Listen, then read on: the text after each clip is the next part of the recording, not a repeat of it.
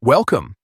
In this video, I'm going to show how to find all the posts and comments you've been tagged in on Facebook using your PC. With the latest Facebook update, some settings have moved around, but don't worry, I'll guide you step by step so you can find everything. First, open Facebook on your web browser and make sure you're logged into your account. Once you're on the home page, look at the top right corner of the screen and click on your profile picture. This will open a drop-down menu with several options. From here, click on Settings and Privacy. A new menu will appear and then you need to click on Activity Log. This section is where Facebook stores all your activity, including posts, comments, and tags.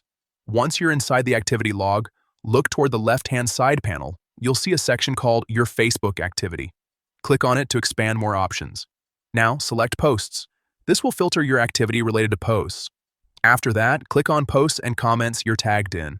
This is exactly where Facebook shows everything you've been tagged in, whether it's someone tagging you in a post or mentioning you in a comment. You can scroll through the list to review your tagged activity, and if needed, you can manage tags or remove them directly from here.